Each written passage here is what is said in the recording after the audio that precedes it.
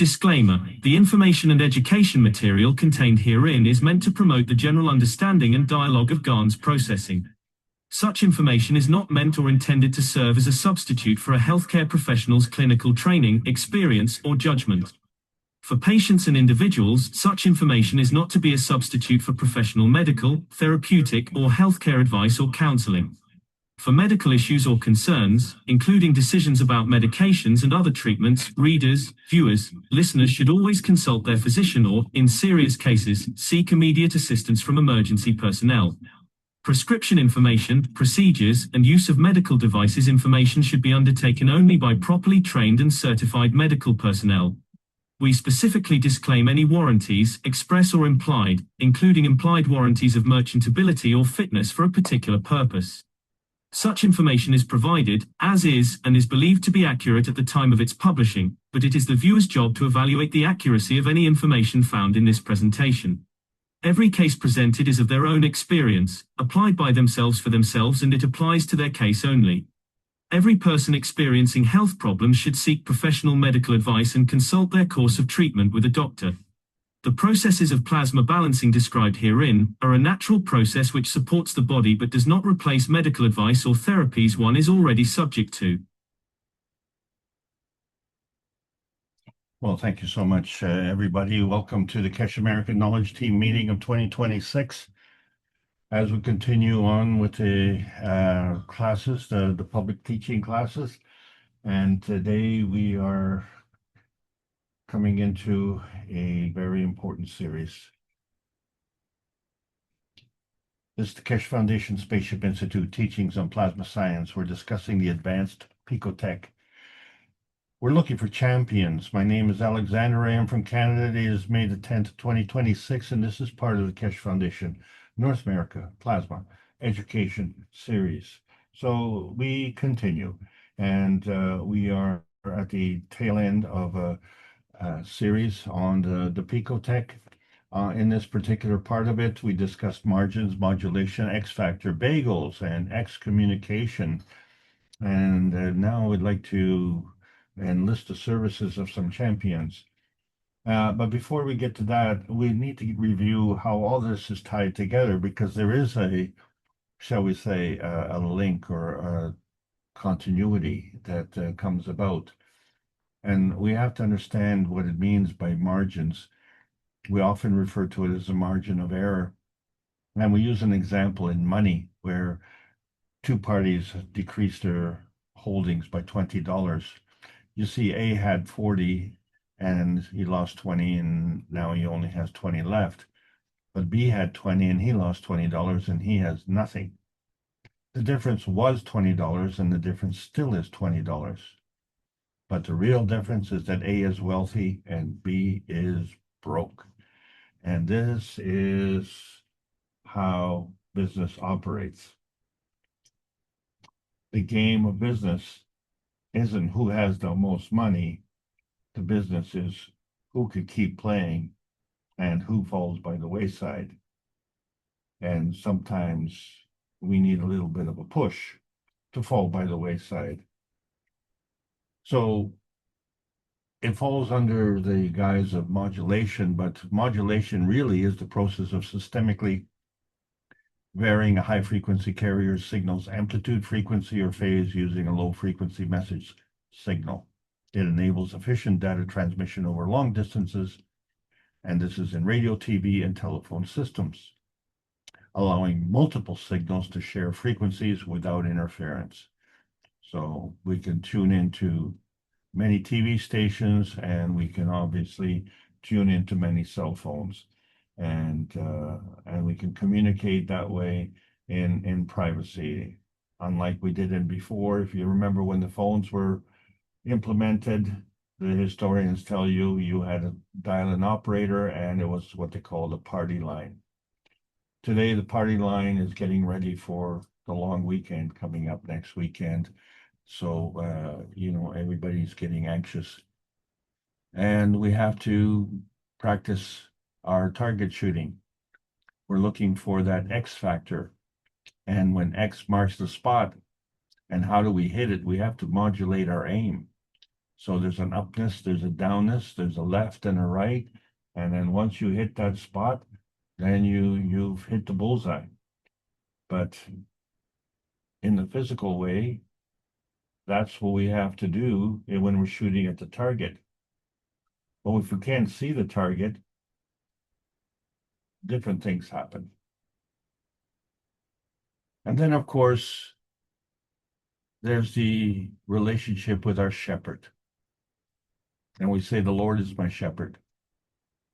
He protects me from wolves until I am plump, ready for market and ready for slaughter. We are the chosen ones. That's why we always pay homage to a shepherd. We also pay homages to lords and gods. We see that lords is in plural. We see gods are in plural also, such as Aphrodite and Zeus. One's a goddess and one's a god.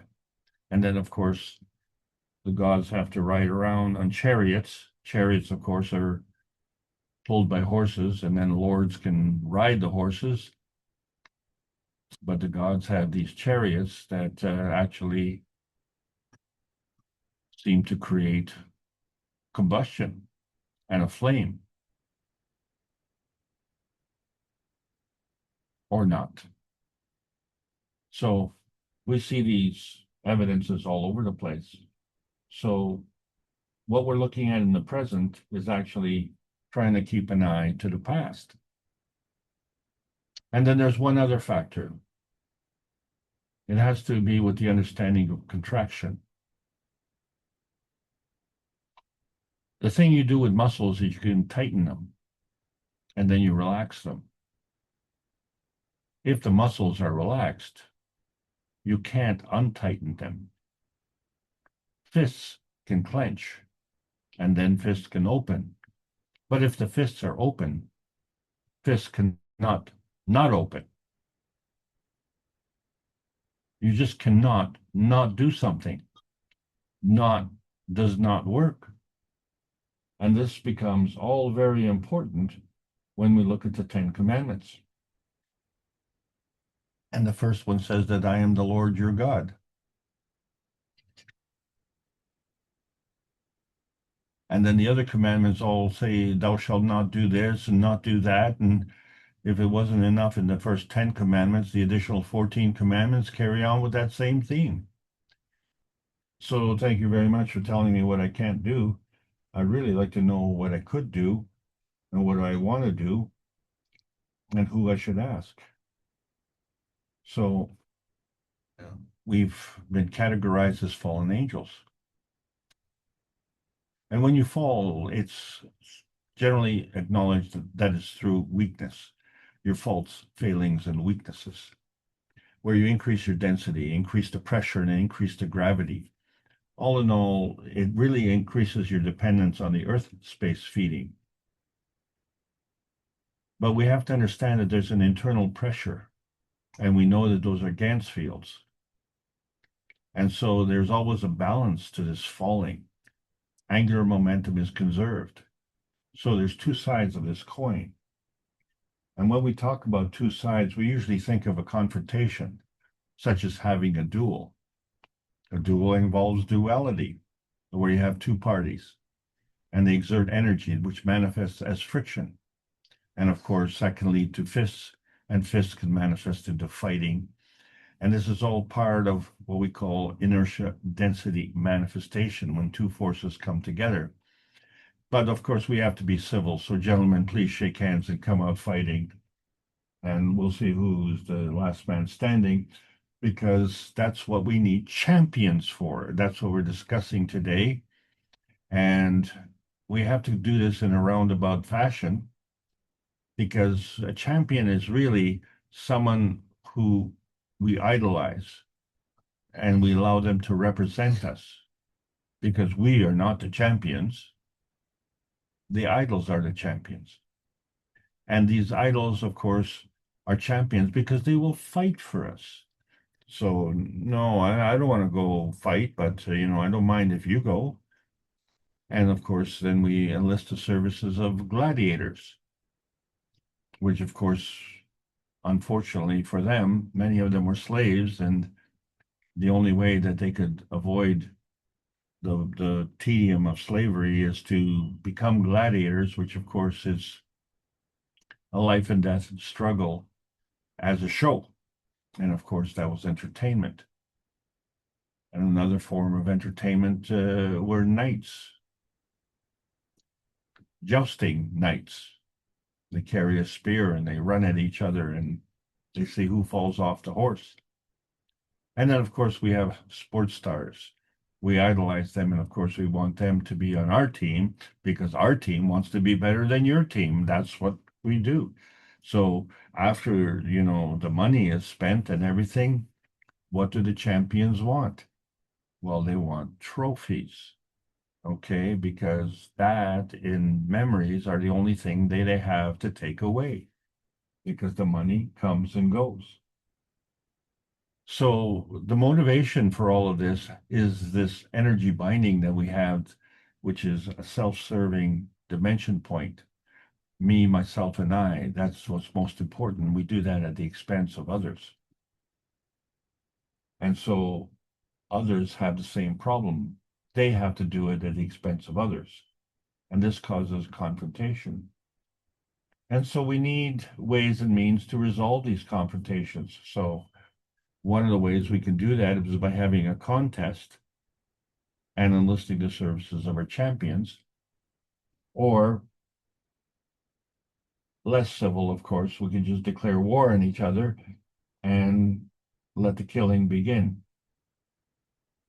We all know that killing is a violation of natural law, but when the international law allows through the declaration of war to do the killing, well, then away we go.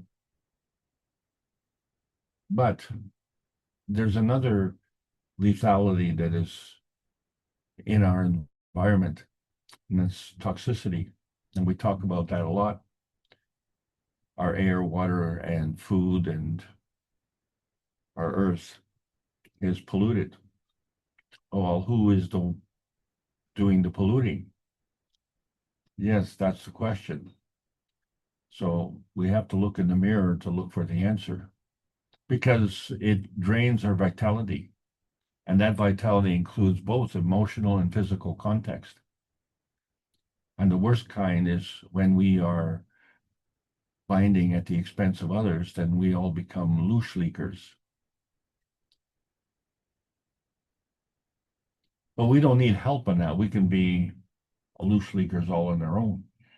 So with plasma science, what we're looking to do is to supercharge the vitality enhancement with the universal body enhancement spaceship units. So another factor that we were considering was excommunication, which is the most severe ecclesiastical censure, formally excluding a baptized person from church membership, etc., etc. They call it medicinal rather than vengeful because it's aiming to encourage repentance and the ultimate return to full communion. So where do you go in that context? You kind of have to get out, and then you have to stay out until you repent, and then you can come back in. It's kind of like science. Old science was in a box. And so that was the end place to be. And then when we went beyond the mega into the giga, and we went beyond the micro into the nano, and now the pico, we're into the new science. And that science has to think outside of the box. And as I say, the cat's out of the bag. What bag is that? That's the matter plasma dimension. And this dimension has two personalities. One is the physical. We understand that. We can touch it and see it. But the other is the plasmatic. That we can't touch or we can't see. But we can sure feel it. And so The plasmatic is part of the feeding and the physical is part of the feedback. But that's within the matter plasma dimension. If we go beyond that,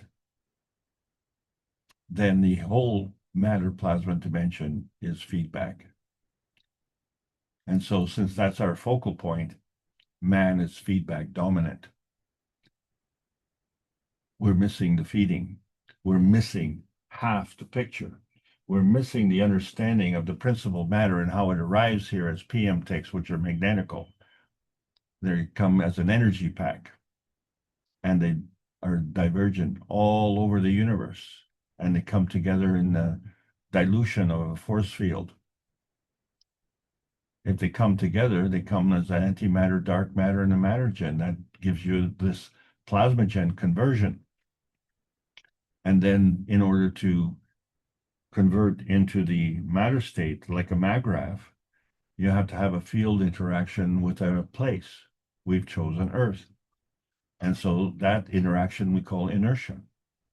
And there we have the physical composition. And this is why in Beijing, this is what we did. We began the gold rush May the 10th of 2025. And this year it's a silver rush. But now we understand that we can rush to anything. All the elements of the periodic table of elements can be a rush. Because as miners, all we do is we dig and find it. But as plasma knowledge seekers, we can create it the way the universe created it. Because we're starting to see this pico-atomic state beyond that nanomonatomic state. It's like a beacon. And that beacon shines because it has a gravitationally inherent field strength, and it facilitates an emission array. But there's a nebulous blurry point in those nano gaps. That's where the pico gaps sit. And then, of course, we ask that deep scientific question, is the point or the gap more important? So we're used to seeing frequency, the transmission, the carbon-12 channel. We are organic. That's what it means to be carbon-based. And then we find that carbon is not just carbon-12, but can go to carbon-14. But there's a split here. We also have carbon-10, and that is the transition highway. And then we go one step higher, and it's the transmutation highway, where we have the carbon-16. But it too is split and has a carbon-8. And so when we tally up the two extremes, we find that the total is carbon-24 in the transmutation, carbon-24 in the transition, and on the transmission, what? We're short carbon-12. What happened? Where's the rest of it? And so we realize that the carbon-12 is not on a standalone basis, but has to interact with something else. And now we have the basis of the books of Merit Tavakoli Kesh, such as book number 1, where we have the universal order of the creation of matter, where we're bringing together the matter, the antimatter, and the dark matter. So it's not just two, but there's a third element that we have to take into account, which makes sense because that gives you your 3 dimensions. But once you have that one dimension, how do you get to another dimension? And that's the structure of light as outlined in book number 2. And so you go from one place to another place, but in between, there has to be some kind of structure.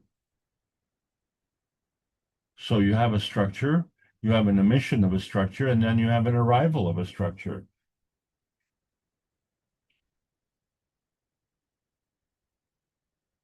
And then you see that structure. From that point, it splits up. And so book number 3 discusses the origin of the universe. Because you keep delivering. So there has to be an outflow. It can't be just coming in. You keep in, and it's going to balloon up and then burst. And so we have these two fields. One was man's universe, and then the other one is our sister universe. And of course, we can't see it, so let's not discuss it. Let's just look at our tiny perfect world, man's universe. Oh, that's too big. Let's just really go to that tiny part that we call Earth. No, wait a second. We need to go to a smaller part. Look at our domicile, where we call a home. Or maybe that home is too large. We'll just go to a condominium.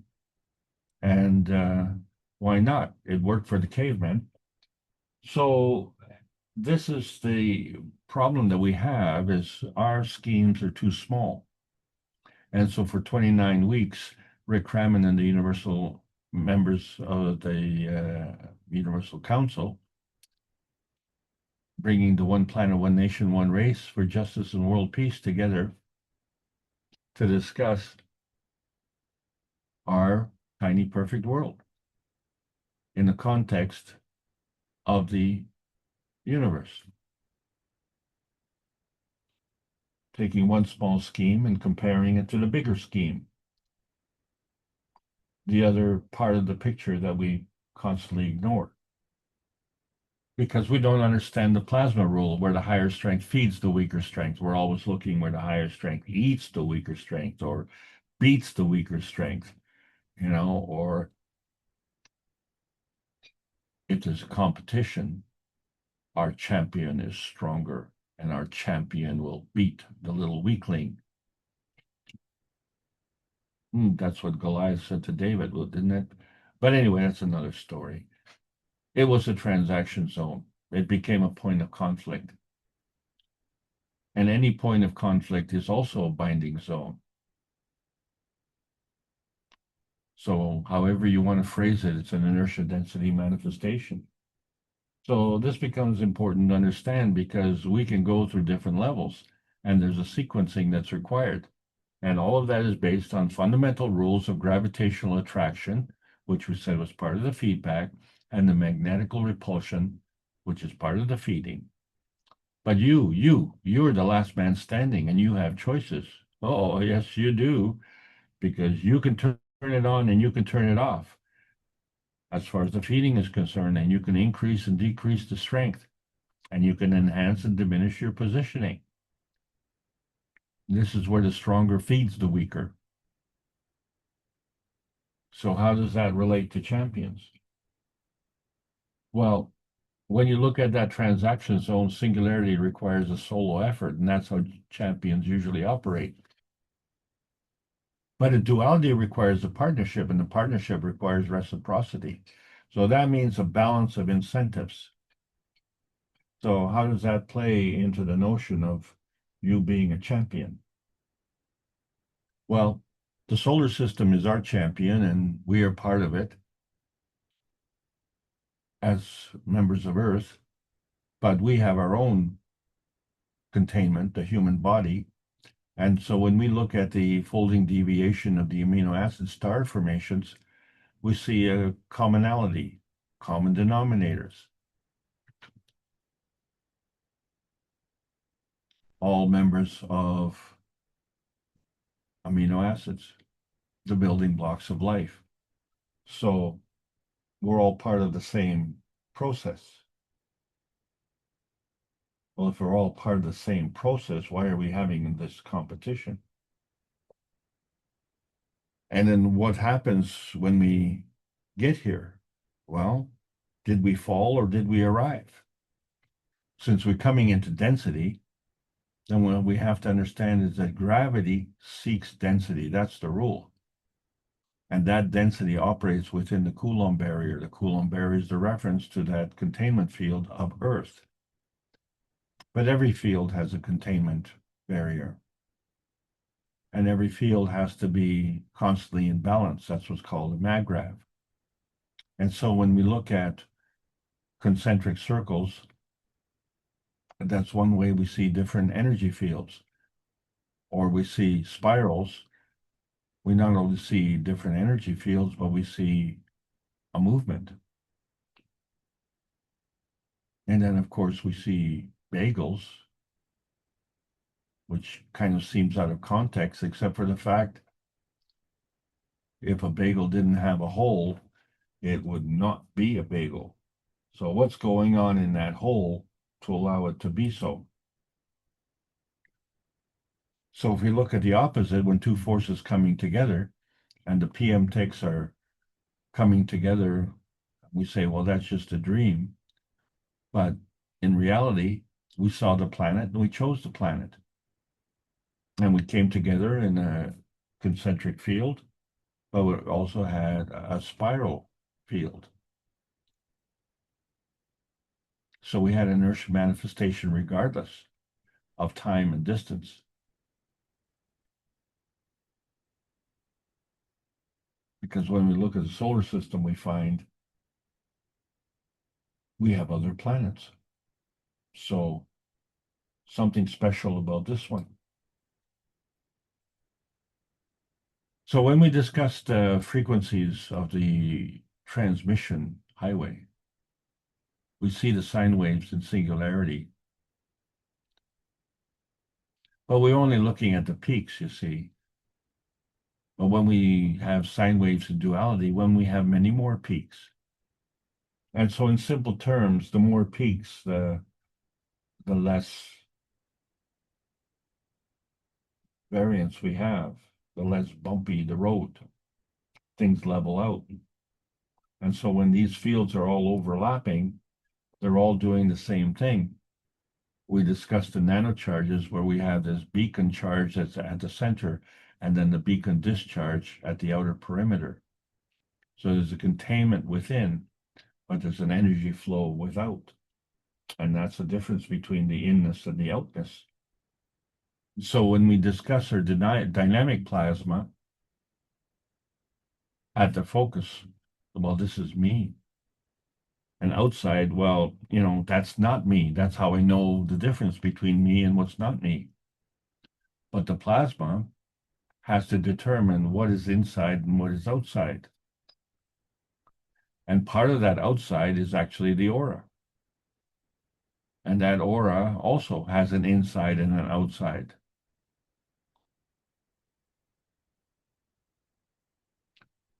So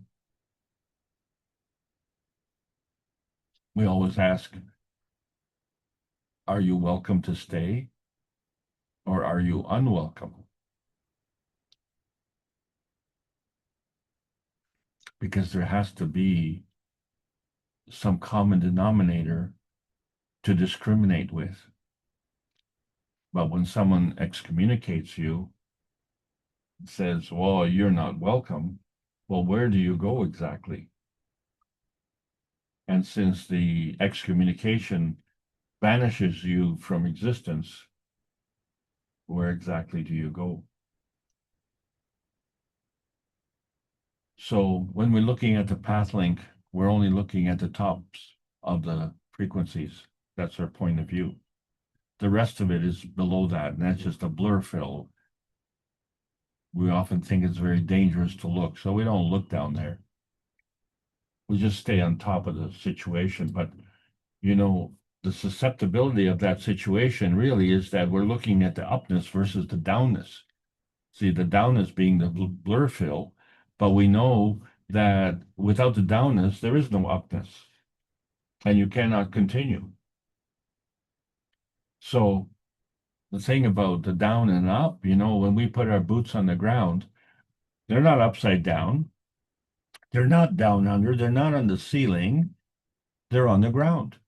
It's the sun that is up. So the sun is up and the ground is down. Well, that's good. So now we know that relationship. So when we look at the transmission, and as we've discussed so much in the past, there's the soul of man, and the feeding is specific to that. Somehow it crosses over no man's land and combines with the presence of the physicality, which is environment specific and is part of the feedback. So now as these two cross no man's land, come into the emotion of presence, it's soul of intention specific. And that too is part of the feeding. So there's a convergence in terms of feeding and feedback. And then each level also receives a feedback. So this is an ongoing process. It's a continuous process that allows us to span the universe and still come under the peace dome shielding that is characteristic of Earth. I said, why does Earth have a peace dome? Well, we have this RNA feeding and this mRNA feedback.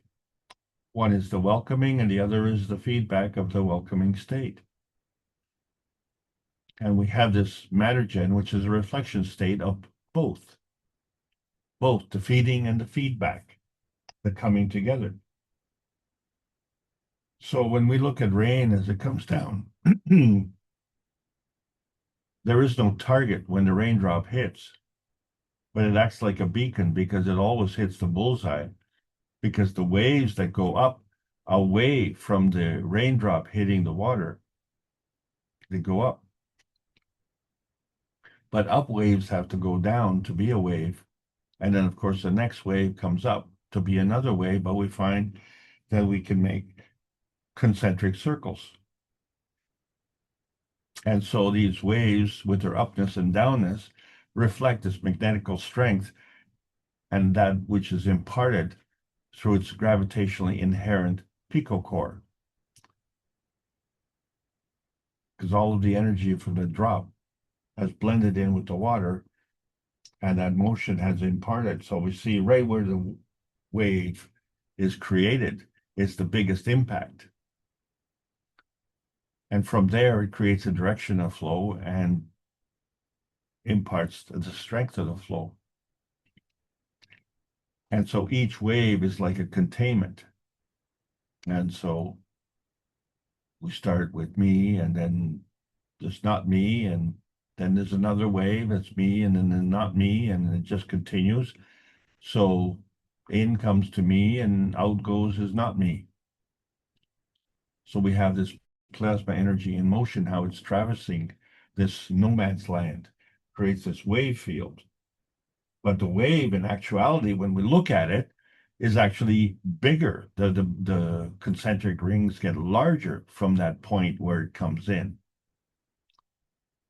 So it seems to be contradictory in terms where the high impact when it comes in creates the smallest concentric circle, and the big wave that goes out makes the highest concentric circle. But if we relate it to the color of light, well, we know that the higher frequency has the smallest diameter.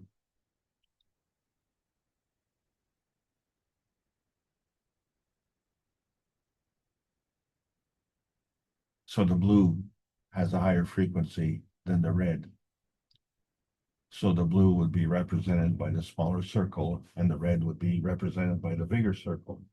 So from that point, these waves spread out, but they spread out in every direction. So all of a sudden, that single drop splits up into a duality. But it's not just a duality, it's a complete circle. It just goes from that point for this diagram, one goes left and one goes to the right, but there's always an upness, and we know that's followed by a downness. So the wave goes up and down and goes in and out, and what's the big deal about that? Well, the big deal, of course, is that when we created these rotating balls in Beijing, we didn't just create one, but we created a duality at each point of the star formation.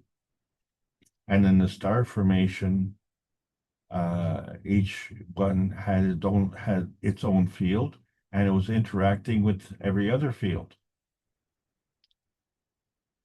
There's no question which field is reacting with which field, because they're all reacting with every other field. Well, what is the net result of all of that interaction?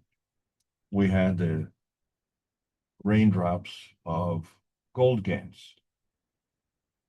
So that was the dynamic blur fill, which you couldn't see. that bagel of creativity that came in the middle of these reactors. We had these rotating motors that created these, that were filled with GANs and created these energy fields, and these energy fields came together and created that dynamic blur fill. And we've taken that another direct step further, and you can see the transition, the beginning where we have the receptor, the middle picture where we have the beginning of the reception, and the third picture, which we have the completion, the blur fill of gold, or anything else that you wish to fill in. So when we looked at bagels, we looked at the common denominator of these bagels. When we set them up as a transmission system where each one had a hole, then the linking of the bagels was through the hole. But the pathway of energy is either over, under, or through. If we stand the bagels on end, the hole was still the common denominator, but now they're transition bagels. Still have the hole in the middle, but the stacker has an alignment. And it's that alignment that we look at the stacker units when we had the cup number 1, cup number 2, cup of the soul, cup of the inertia, and the cup of the earth. And as they lined up together, we knew that one was a magnetical up and the other one was a gravitational down. But there were all these stages in the middle. And we stacked the bagels the same way. So they're all stacked up and they all have an up and a down. But we're known as four-wheelers. We like to have four wheels on the ground. And that gives us that axis of stability by putting an axle through two bagels. We create this quadrant. And so when we sit inside the driver's seat, we are gravitationally in the vehicle, and everything else is out of the vehicle. But just like that raindrop that comes in to the bullseye, and the waves go out, but they go out in all directions. So magnetically out is not just on the left and the right, but it's also on the front and the back.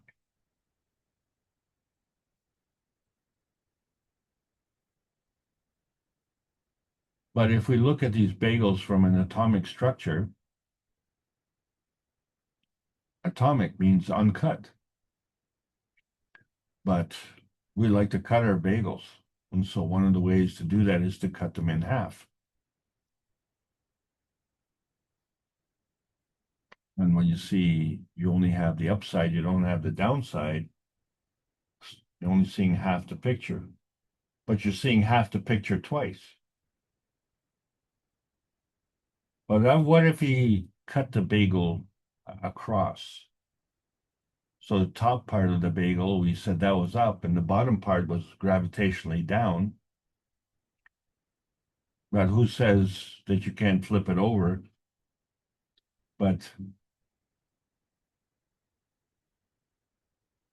that would just be confusing. Well, what if you took one side and you also cut that halfway? Literally, now you've got a quarter of a bagel. When this atomic bagel, which was originally uncut, is now quartered.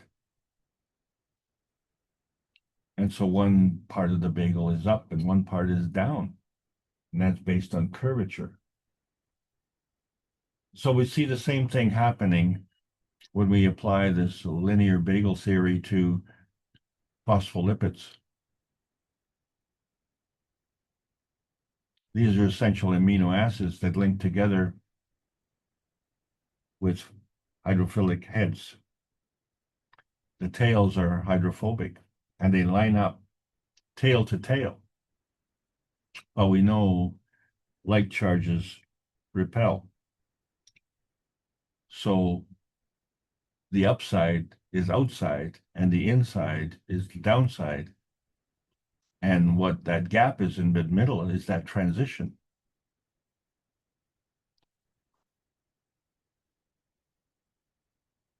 but we know that we can squeeze these things together. So when we look at that frequency modulation, we say, well, that sine wave in singularity has gaps. So that point that we're looking at is just one bagel. And each point as it comes back is another bagel and another bagel and another bagel. But if we do this without gaps, we squeeze it all together, that involves contraction. So you cannot not expand the bagel. You will have to cut it. So you can squeeze it.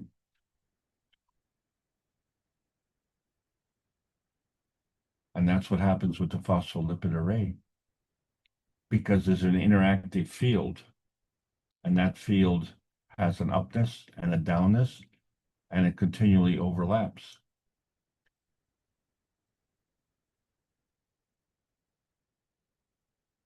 Because each of the phospholipid pairs, the up and down pair, is still attached to the adjoining up and down pair.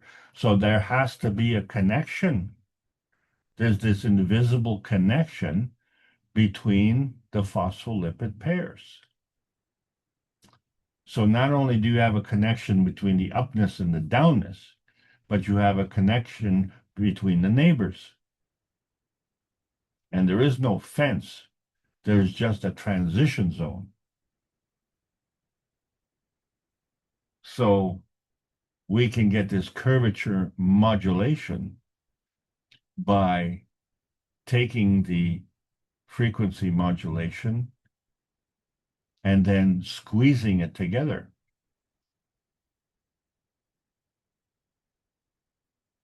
So literally, the outside of the bagel is bigger and the inside of the bagel is smaller, and this is how we get the curvature. And so when we look at the parallel with a cell, we have that bullseye, that nucleus in that PICO core, it's highly gravitational. But metabolism, by definition, is the casting out. And so this is done magnetically. So the outness and the inness is determined by concentric circles, but the casting out comes out as a spiral, and it comes out of that core.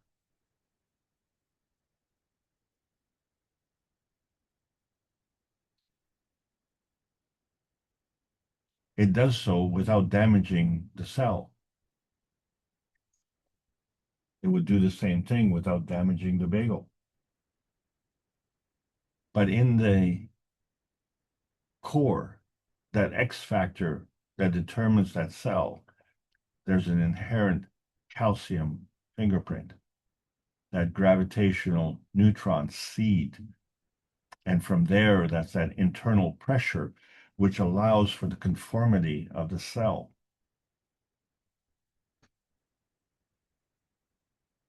And so you have your structure, but there has to be a margin modulation capable. So the energy on the margins, the outside, the inside of the outside, and the outside of the inside, there has to be an interaction from that gravitational neutron. So what's coming inside is that X factor choosing, and what's going out is the out-tensity interaction.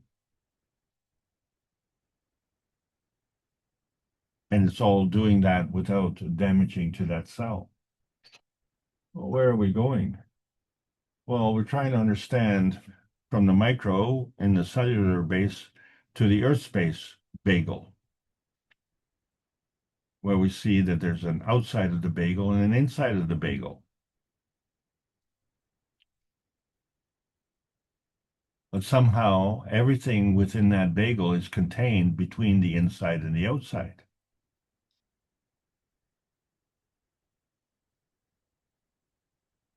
As we said, without the hole in the middle, it wouldn't be a bagel.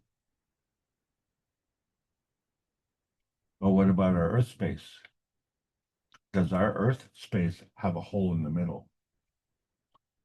We're not sure. We're just focused on capturing that field, that physical field capture that gives us that rock solid evidence. That's our reality bullseye dimension, isn't it? Terra firma. That's what we see. We see the outside. Do we know what's going on inside? Do we even care?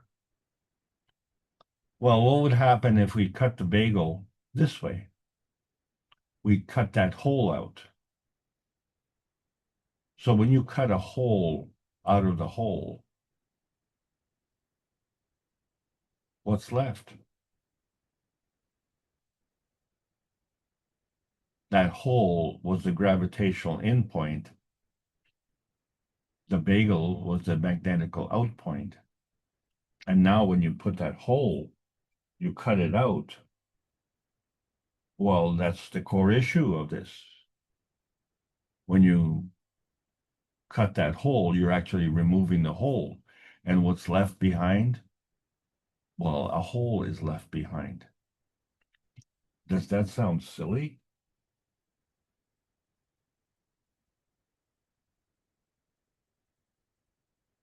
The thing we have to understand in the terms of the potentiation of hydrogen, alkalinity means we are determining chosen factors. And so we can squeeze it, or we can have a balance where we have a balance between the intensity and the outintensity.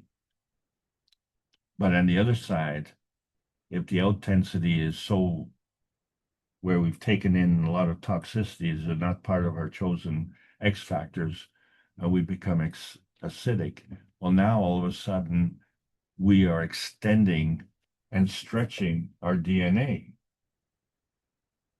So you can not modulate the DNA by extending it from its healthy state, because you get to a certain limit where the healthy state was to retrieve those chosen factors through contraction, and the unhealthy state is to release those unchosen factors.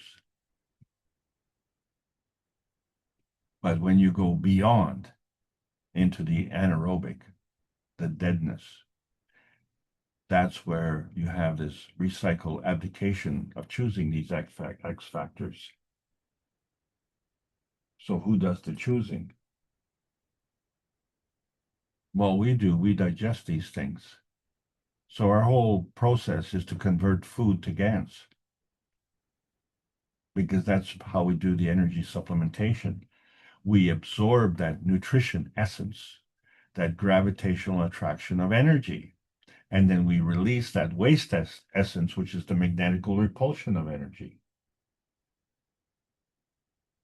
So if we were to excommunicate our soul from our brain, which is residing in that hole, which we can't see what's in there, we now know that we'd have another hole in our head.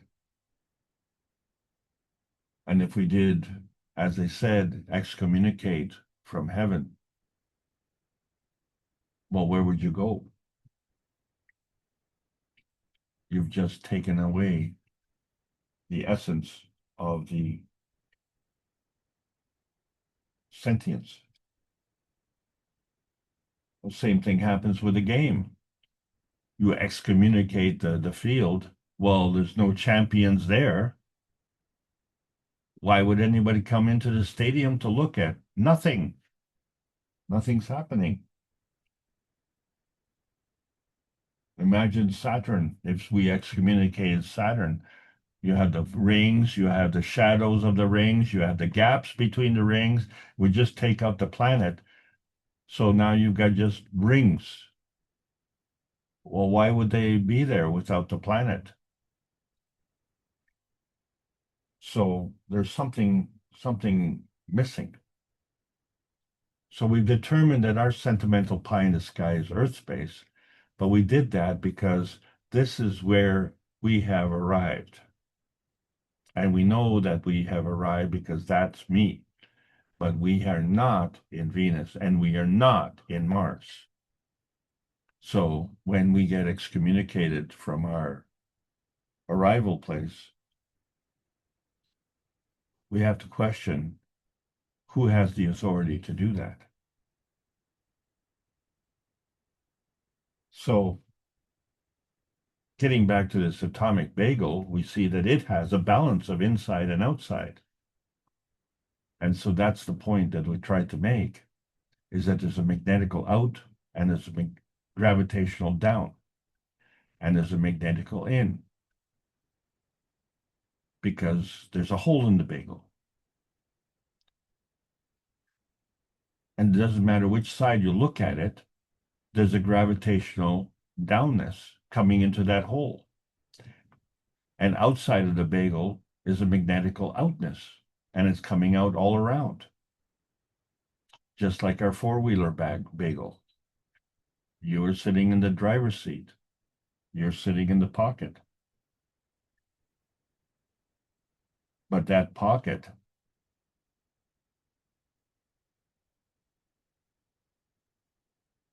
is in.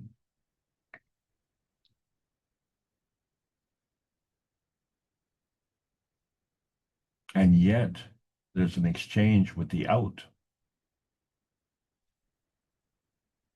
Well, how do you do this? How do you cross that? They say, as above, so below. On earth as it is in heaven. Yeah, heaven up, earth below. And of course, because we're the fallen angels, right? We fell from heaven. That's why heaven is up. And we fell down to earth below. And of course, we're weak. We have faults, failings, and weaknesses. So we came to that weaker field, that earth. The earth is a weaker field. And of course, heaven is a stronger field. So the stronger field is higher. So that's what you want to do. You want to elevate to the higher.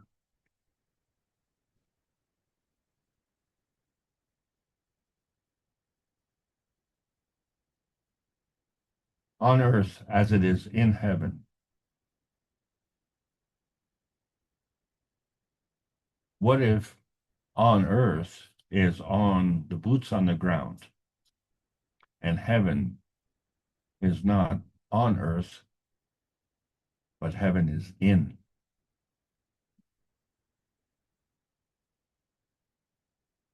As above, so below. What are you talking about? So we talk about that plasma matter dilemma where we have to have equilibrium as we cross over these transition zones. So we understand, and there's the left side matches the right side, the magnetical matches the gravitational, is always in the balance, but we can transition with these maggrav energy states, these transfer states that take us from that plasma state down to the GaNs, the nano, and the atomic state, and then where we can go back up. And there's always a determination. We did that with the Ganses. We had the cup of life where we took the cup of emotion and another cup of emotion, not the same cup. And we put it together and we created a cup of emotion byproduct. We did the same thing with the cup of physicality and then took it another cup of physicality and we created a cup of physicality Gans of a Gans byproduct. And that was at the core. That was that PICO core, that X factor, because it took the cup of emotion, Gans of the Gans, and the cup of physicality, Gans of the Gans, and created a gravitational core. And you are a gravitational entity traveling in a magnetical field. But there's a hole in your head, and it's connected to something else. You have to have it there because your existence, the aura, the physicality, and everything else is based on concentric circles. But the connection to the cup of the universe is done through spirals. without damaging the body. So the copper GaNs is one side, the zinc GaNs is the other side, and the carbon GaNs is the connection to the outside. And that connection is that X factor, that gravitational X factor, which we call love. Non-tangible. We seem to think it's always in matter state. And matter state is really, it's either a reflection or it's an illusion. And as we are pioneering America, we have to decide which is which. And of course, we pay homage to the gods. And our favorite, of course, is Aphrodite, the goddess of love, beauty, and passion. But she's always related to some kind of war. And she's also a member of the 12 Olympians. Well, how many gods are there? And then she has her son, Eros. Is he a god as well? And we know that love is two-faced.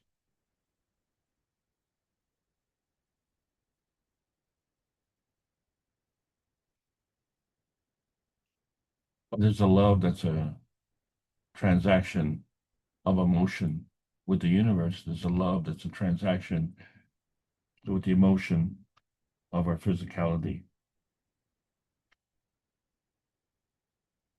And so things can be kind of upside down or backward.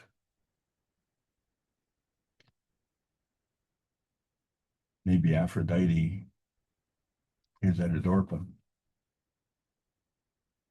Maybe the carbon inertia highways that we see are just what we see, forgetting that there's a substrate that is backing that up. And that substrate that is backing it up also has a backup. So it isn't just one point, there are multiple points. And the whole world is turning around all of these PICO points. And so when you look at the breakdown of the cosmic ray equilibrium of the cosmic rays, it's not just one maggrav field. There's a magnetical on the outside, and there's a magnetical on the inside. But there are overlapping gravitational fields.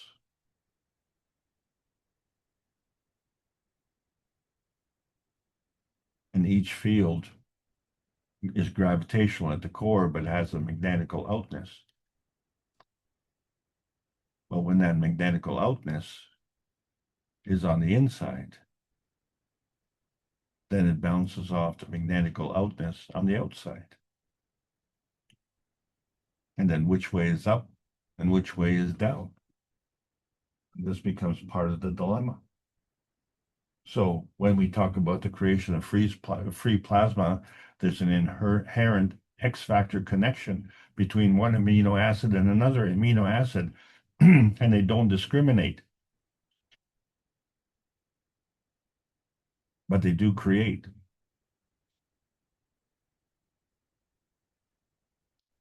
And they're looking for a common denominator. And in that way, they do discriminate because they create life. But that life is all the necessary components. So all the cells of the kidney come together and they discriminate against the pancreas, but all the cells of the pancreas come together, and the kidney and the pancreas are working as structures within that structure. So one is squeezed into a certain kind of plasma state, and the other is squeezed into a different kind of plasma state. And then these plasma states are squeezed together within the overall structure. So it requires two fields to create one. And so that inherent susceptibility is always there in singularity. but the gravitational completion requires an external input of the Gans field of humanity. That X factor of humanity gives you that inherent susceptibility in duality. So we converted the gold Gans into gold, and we were the converter. So our understanding of the relationship in terms of physicality, we like to measure things such as the physical state, where we use weight and we use the atomic state of mass. Consider that the gravitational side, and then we have the nuclear state of Tesla and the plasma state called time. That becomes the magnetical side. And so these are counterweight measures. You have to have this counterweight in order to have a balance. But the net result is different in different cases. So there are no two plasmas the same, just like there's no two bagels the same. So you get this plasmatic manifestation where one field is stronger than another field, and that one becomes gravitational, and the smaller one becomes magnetical. But the smaller one has a higher charge, so it becomes gravitational, and the larger one has a lower charge, so it becomes magnetical, where the gravitational feeds the magnetical. So they all have this duality, and that's how you create this dimension array point, where you have this physical manifestation, the coming together of the two plasmas at its transaction zone. And so the coming into that gravitational state and the going into that magnetical state. So the coming together always imparts a gravitational certainty. That emission light rate as coming through the universe is crossing that threshold that is put together by our solar system to filter everything out. And what we are seeking is oxygen. That's that non-visible X factor gas that determines our ability to survive on this planet, because it has that capability to facilitate that plasmatic decay to GANs. And GANs can decay from gas to liquid to solid and give you that physical anchorage. And although the gas is invisible, we know it's there because it gives us a physical emission spectrum, that fingerprint that we know that is gravitationally inherent. So why do we depend on this supplementation when we have this knowledge? Why do we depend on consumption? Because that's dependent on acquired knowledge. This is a conditional teaching by ancient teachers. But what about the unconditional teaching by the Creator to overcome that shortfall of 20% that we require for supplementation? So it really requires that new awareness so that we can have that historical threshold between cosmic feeding and loosh harvesting crossed over.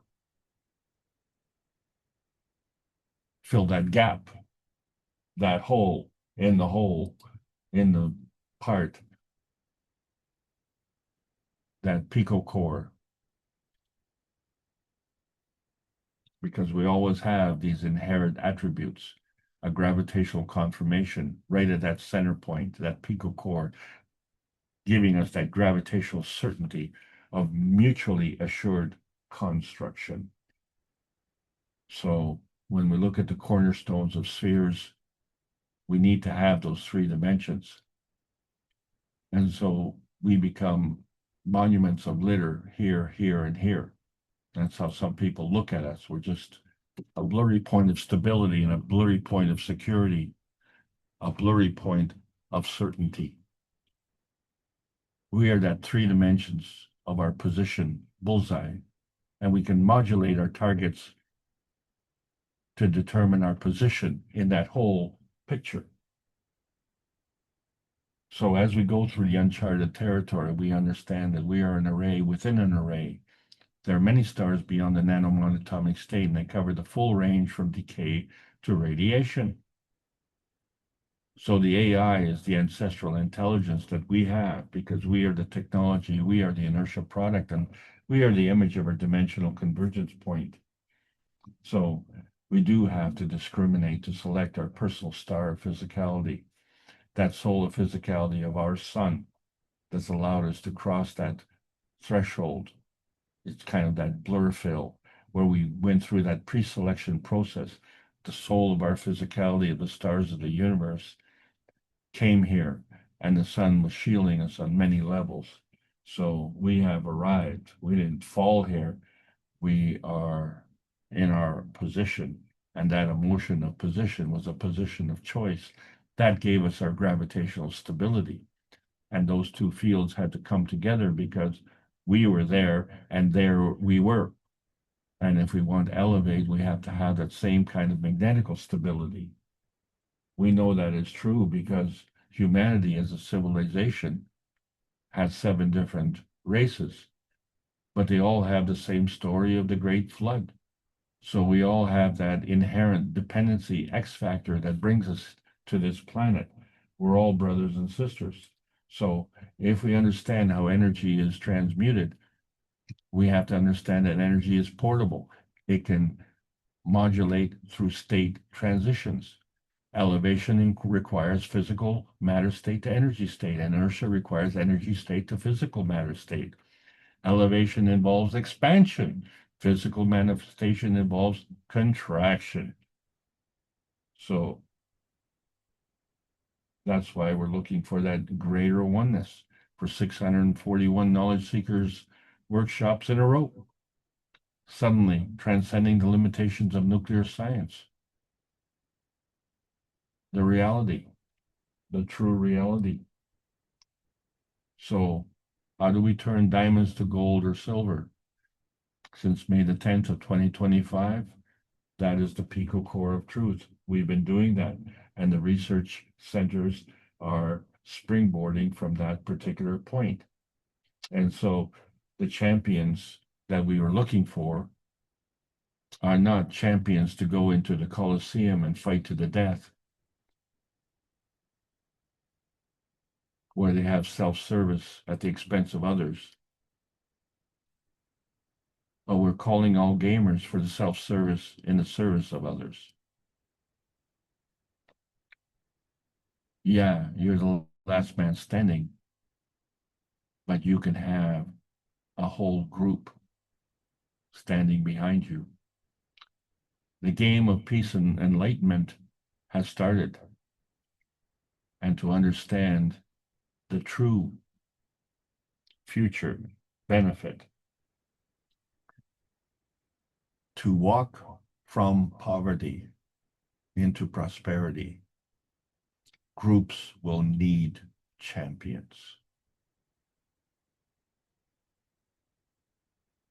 Champions who are not just champions at the expense of others, but champions in the service of others. We are looking for that scientific rescue to open the blinds, hit that bullseye, and modulate that X factor, one nation network at a time. That time is now. So we have to cross that threshold that we saw in the 630th Knowledge Seekers Workshop, where we had that embedded inherent frequency that was manifest through the soul and soul of physicality threshold. And we hit that bullseye where we had the soul and the soul of physicality. But we have to make the connection. We have to cross that threshold. And you are the modulator. You are the champion who can cross that threshold to bring fulfillment to our mission, which is to bring peace on earth and join humanity with the universal community. Yes, you are part of it. We want to bring man as equal to all beings in the universe by teaching the plasma science and technology equally to everyone, that no one is left out and no one is abused to the lack of knowledge. This is the Keshe Foundation Spaceship Institute teachings on plasma science, welcoming all the beautiful plasma travelers of the carbon nations, learning about those new frequencies of the new organic plasma science. That World Peace Treaty is something that you have to choose and you have to sign it unconditionally. You can sign it with a pen or you can sign it with your soul, or whatever you do, you have to mean it sincerely because otherwise it's not going to happen. because the point of the true picotech is that seed core manifestation. You are the champion there. So you reduce that margin between the war dome and the peace dome. You're the one who can do that. Is the inertia of the present governed by dimensions of history? Well, is it time to learn the history of self in a universal context? That pico state is a superconductor within a marginal strength. So you can be small and weak, or you can stand tall and be strong. Be the champion. Champions sit in the driver's seat to connect the inertia, picocores of the matter, the plasma, and the universal states. So we continue to deliver the plasma science and enhance this daily via the Peace Dome in a practical exchange for peace on Earth. So welcome to the new golden outer space age. Let the games begin, but let this be not only the end of the lesson, but the end of the advanced Picotech series. The end of one is the beginning of another. Thank you all for allowing me to present. I hope you enjoyed it. Well, thank you, Alex. There's so much to unpack within what you're sharing with us. Again, it's going to, but it is achievable. But when are we going to start doing it? Or maybe we're already doing it to an extent, and we're not even aware. We're just becoming aware of some of our beauty and our grace, perhaps. But thank you for presenting. It is, again, is it harder than it sounds, or is it easier than it sounds? Or maybe we shouldn't go by the sound of it. Or is that knowledge just sort of growing within us as we continue to hear it in different ways by different presenters and so on? We take according to our understanding. So when we look at the surface of the sun, we have a apparent idea of what constitutes the sun, and we can only determine that by the surface. So the surface is superficial. The inner core is substantive, and we can't see it because we don't see the whole picture. But there are many examples in nature that show us the whole picture. So it only stands to reason that if in nature you see that pattern, then you can definitely transfer that pattern to anything else that you want to look at, whether it is the earth or whether it's a sun or whether it's a solar system or the universe. That is really the point that we're trying to demonstrate. And so now the subjects that we haven't been taught start to spill out. Back to you, Mark. right, and I think he said what's going to be delivered this coming Thursday will shock most of us if it's delivered. And I think that's part of the teaching, although we know we're going to see, hopefully, the Gans Harvest, the presentation of the new purified food in the matter state, let's say. But are there any participants who would like to raise a question or share a point?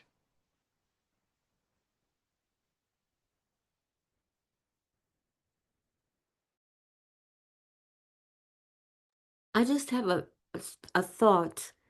Maybe Alex can help me think. It's about the sun and the fact that it's weak, not really doesn't have the capacity to give our central energy its energy. And even if it does magnify or amplify its own energies. But for me, I keep thinking that the sun is created from the galaxy and the galaxy from the universe.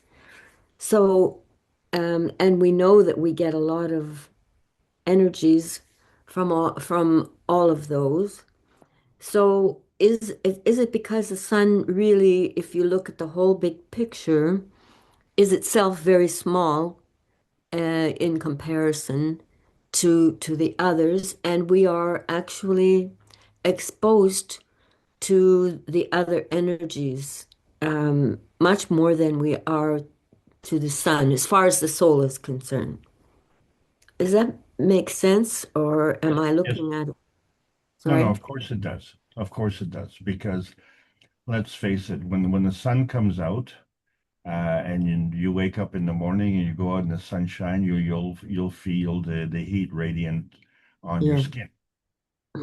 But if you go out at night, your skin will feel a little bit cool, but inside you will be warm.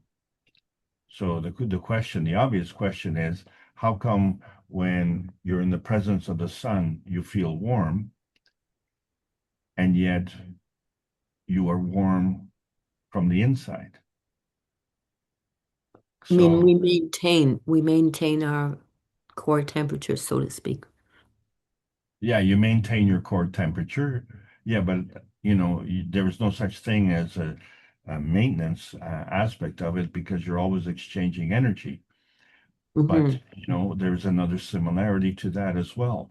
That if you dig down beyond the frost line, which is in most cases it's about 4 feet below the surface, um, but 6 or 8 feet is also possible.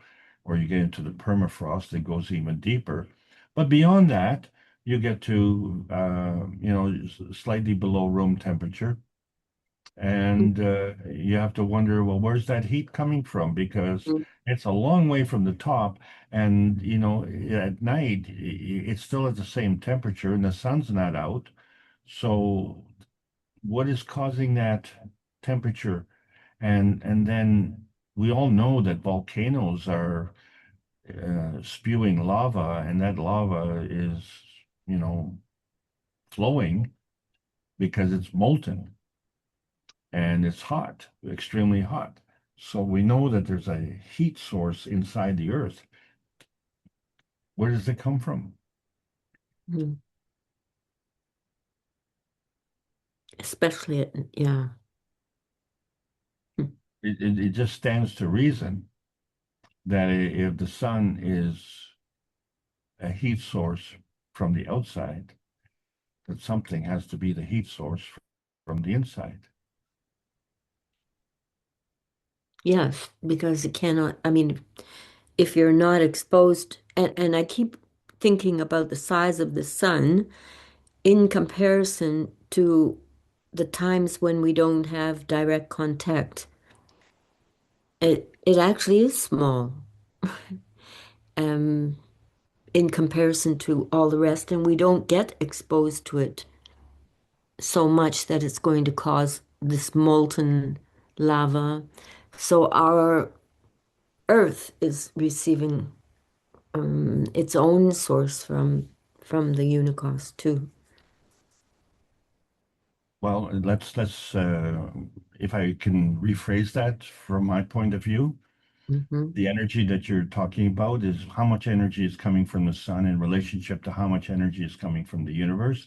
So Hmm. yes, you're correct. Obviously, the sun is just a spot in the rest of the universe, and so it's really a disproportionate donation of energy.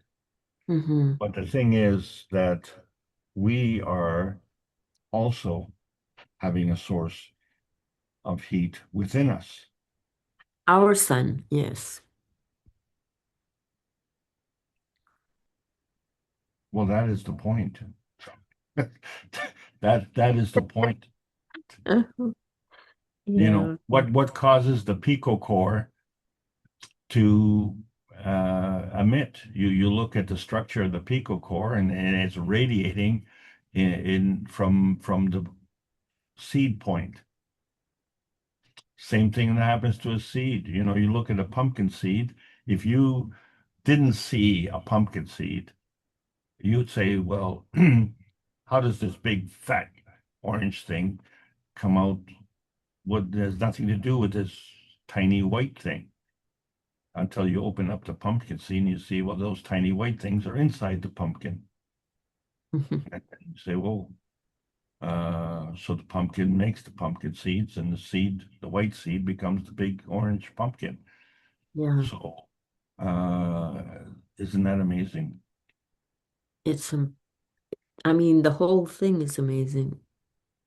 I Yeah. I yeah, just So living in it makes me feel so amazed. it must have an energy source within. Hmm. You don't walk around with an extension cord, tied to your belt. It's energy is manifest inside. And when you go out, manifest is supplemented by the sun outside. And so if you're exchanging energy with the sun. Well, you're also exchanging energy with the earth. You're exchanging energy with the universe. And you're also exchanging energy with your place and position. And then all the organs within your body are doing the same thing with respect to your body because Hmm. it's warm inside. And so there's a energy source. And then the organelles are doing the same thing. The organelles within the organs. So what is at that nucleus? There is a energy source. And that is the point. If there's an energy source within the nucleus, if there's a energy source within the atom, if there's an energy source within the solar system, why would there not be an energy source within the earth? Because Alex, question, everything, go ahead. um, so when you say Pico core, at that level, you mean the containment at that level of Pico? Yeah, the pico core is that what we're discussing is in the physical state. Okay, so how many levels are there? Imagine the first initial ray coming out. What level did it go through to get to the Pico core or the nano core? How many levels would that be? I don't know. How big is large? How small is tiny? Yeah, exactly. How big and how small is tiny? Because I'm I'm looking at it, it's kind of like a limitation of knowledge. We don't know yet, right? Well, how many concentric circles can you put in the center of a circle?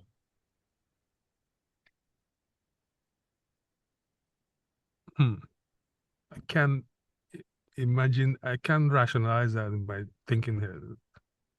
How many concentric sectors? I'm not sure, depending on how large the circle is. Well, what happens when you come right down to the center, the very center? So the question then becomes is why do we have a spiral coming to the center, and why do we have concentric circles coming to the center?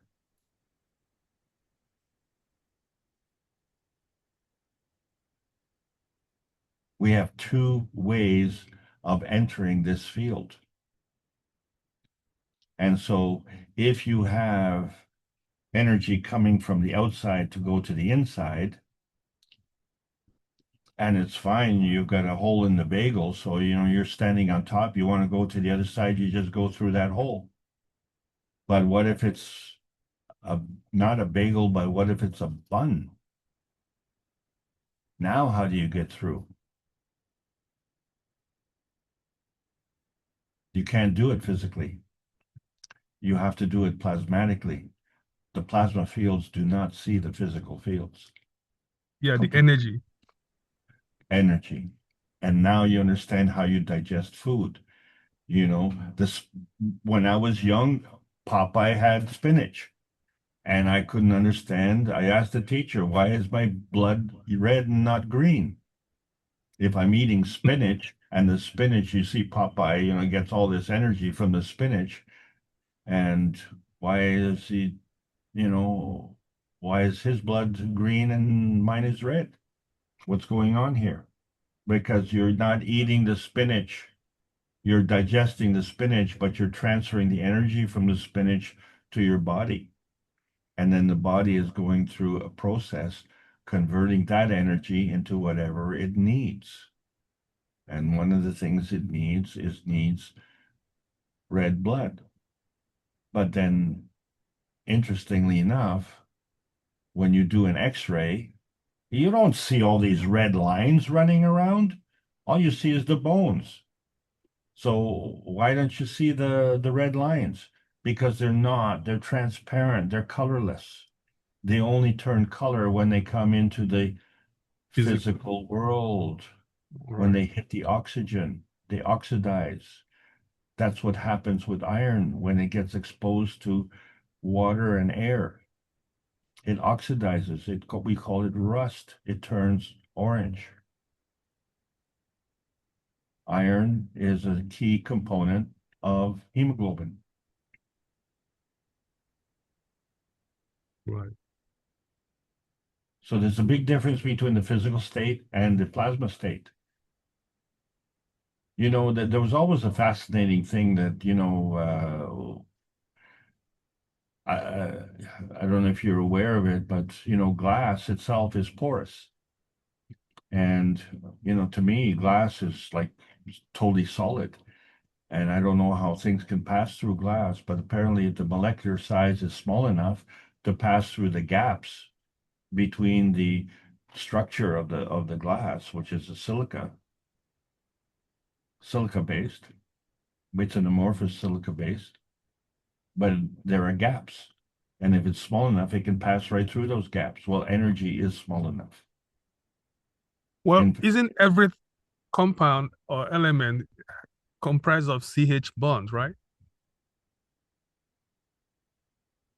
So if all of them has a CH bond so then there's bound to be some type of porous where the field can go in and out, like hydrogen.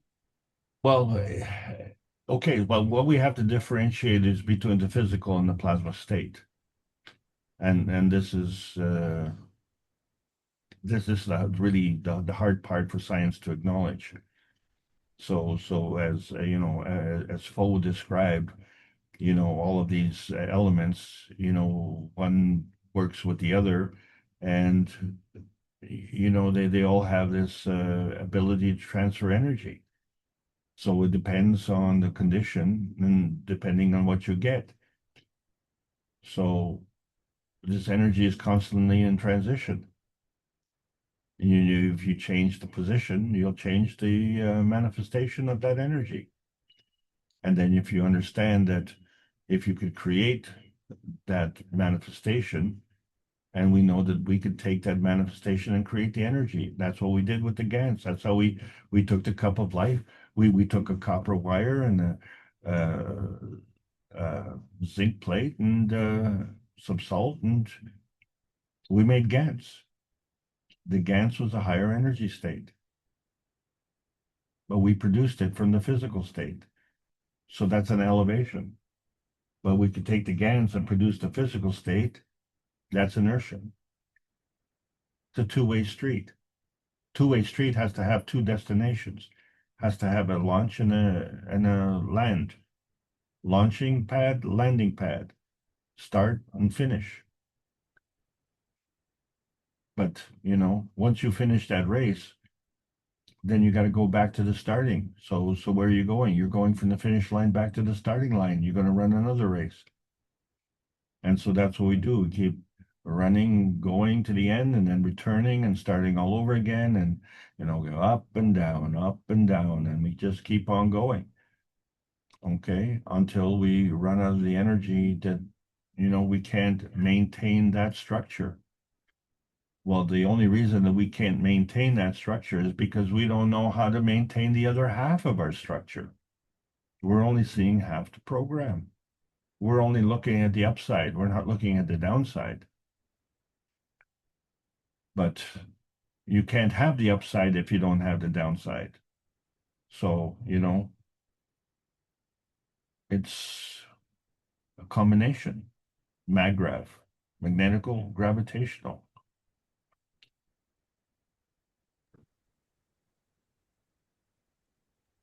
Thank you. I just wanted to ask one other thing. I asked Mr. Kesh about Maggrav positioning and the movement of light. In other words, from one Maggrav to another, there's a tube that's formed to speed up the transmission of light and make sure that the principal matter, the highest energy, is in the center position so it doesn't lose so much energy. Then I thought that Maggrav positioning was how light curved. And Mr. Kesh said now they can bend light. So in my in my thought, well, if that's the case, and we do know that Maggrav from that one point to another, especially moving by a star with all of its energies, you have to reposition your movement all the time because you're passing from one dot to the next dot or from one condition to the next condition. So your inertia will change. Um, what do you think is the difference now if we can bend light? Density. See, you haven't decided, you haven't told me which light, it's just like, do you have a car? Yeah, you have a car. That doesn't tell me the color, doesn't tell me the make, it doesn't even tell me the number of tires you have on it. So when you're talking about light, you have to, you have to talk about something that takes an energy pack from one place to another. Yes. So on Earth, we can see the light. And this is what's confounding, when we can see the light and then we say, well, some things that you see are illegal. Well, what do you mean they're illegal? Well, like you cannot see the certain things because it would expose the lies. Well, who is it that doesn't want to expose the lies? It doesn't make sense.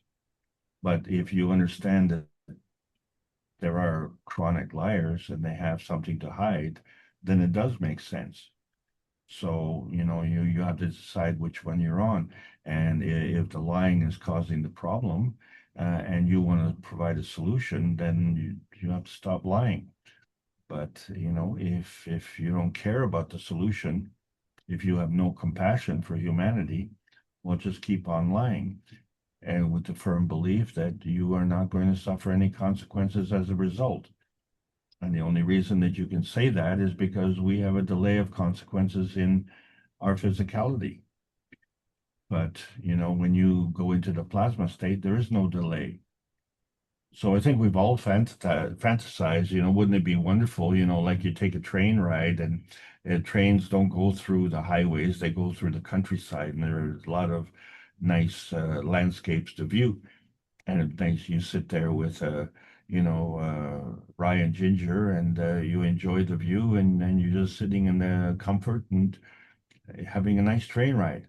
So we think, well, wouldn't that be nice? We have this space voyage, where we go to another planet and maybe we can just, enjoy the view. Well, you don't have time. As Mr. Kesh says, it'll only take a few minutes, and most of that time is taken in the elevation and the landing. So the trip itself is like nothing. So forget about having way stations, forget about, I'd like to go to that restaurant, or I'd like to go to that, like go to the washroom or something. Just boom, you're right there. So this is the difference. Light is the same way. So it's telling us what to do. We just don't want to listen. And of course, someone has taken on the responsibility of conveying that information. And when I found out the truth, I got upset. Who wouldn't be upset if you've been lied to and deceived, and then you realize, oh, I'm the scapegoat here. I'm the sucker. I'm the guy, as long as I pay, everybody likes it. And you go to the casino. Oh yeah, I could win at the casino. Really? Even the casino owners sometimes lose. The only person I ever knew who lost money at the casino and was an owner was, you know, the blonde fearless leader from the United States. That's a good one. I think for me, I in reading the book, I thought that Margrave positioning means, and this is when the light is passing by a star, it has to react to the different conditions as it goes by. So to me, it would position itself according to the condition it was passing by. And it looks curved, but it's changing its position every, I don't know, the smallest space possible going by. You can't see it because it's fast. And so in my head, I didn't think of bending light as I mean, I thought of it as many, many, many, many, many, many tiny, tiny positions of change as it goes by, and it looks curved. So now in my head, I'm trying to figure out, okay, what do you do? Do you create the perfect environment that it will curve, which means it's going to be kind of like a small experiment. And maybe you can influence it. Could you influence it if it was in, something like light passing by a star from one magnograph to another? Sure. Here's a basic test that you can do. You take a beaker of water and you add sugar water to it. That sugar water, don't stir it. The sugar water will settle to the bottom. And when you uh, put a beam of light from the outside of the beaker to penetrate the water, you will see as the water goes from the less dense fresh water through the more dense sugar water that the light will bend. Gravity seeks density. So the more But dense it is, the more attraction it has. but it will it be curved? Yes, it'll be curved. That's an experiment on YouTube that shows that, with the Action Lab series. That gentleman's very intelligent, very knowledgeable, and very personable. And I wish he would just would take his knowledge into the plasma reality and answer these questions the way you've asked them. He's demonstrated that in physicality. So that attribute has to extend into the plasma world. The rules don't change, but the matter state does change. So if the light is bending in matter state, it'll also bend in the plasma state. But that light is not the visible light. What is visible is the physical light. Yes, I think that was what he mentioned, that it's energy. There you go. Okay. But still, I'm thinking about that Margrave positioning going around a star. Well, It yes. has, yeah, it has to respond to the different conditions. Yeah, but you see, the thing that you're seeing in the back is a physical reflection of a physical position. You know it's a physical position because you see it. If Yeah. it wasn't physical, you wouldn't be able to see it. What So about our soul? We can see with our soul that in magnetical way. Well, when you say see with the soul, that's mind light. Yes. Hmm. It's But not it's not your eye, it's not the same as with your eyes. right, but you do have a construct of an image, and you have a translation of that image, and the only way that you can see it is if you slow down. You have to slow down to see the image, Hmm. because at the speed of light, you can't see the image. So when that image is emanating from that physical thing behind the, say, the sun, like you're talking about, and that emission is going past the sun, but because the sun is a higher gravitational field, it'll bend that light, and it'll look like, to you, like that thing is, you know, beside the sun, where in fact it's behind the sun, because the light has curved. And you can't see that curvature because it's in a vacuum. The fields between the magnetosphere of the Earth and the upper atmosphere of the sun is a vacuum. You can't see light in a vacuum. You only see the end point where it hits a physical thing. So the vacuum is your transition zone between your physical state and your plasmatic state. So then you have to ask yourself the question, if I'm a vacuum on the outside, what prevents me from, if you stick your finger in the vacuum tube, your finger will swell. Well, if we're in a vacuum, how come we're not swelling regardless? There has to be a counterbalance. There has to be a counterweight.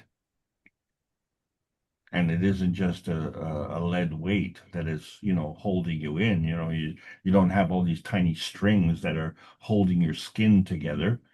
You have this pressure from within that's expanding you. But what's stopping that expansion? Well, there has to be a counterweight. There has to be a counterweight vacuum within.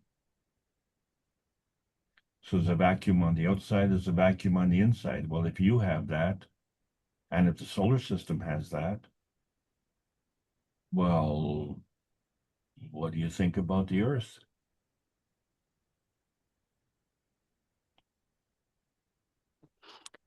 Yeah, I still can't get that idea of the condition that you're passing through means continual adjustments.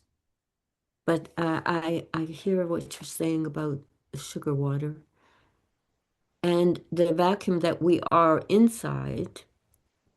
I mean, if we're a vacuum inside, then we have to, hmm, how do we balance that? Right. How do we Almost, balance that? yeah. And if we have a heat source inside, how do we balance that? And not and not burn up. Right.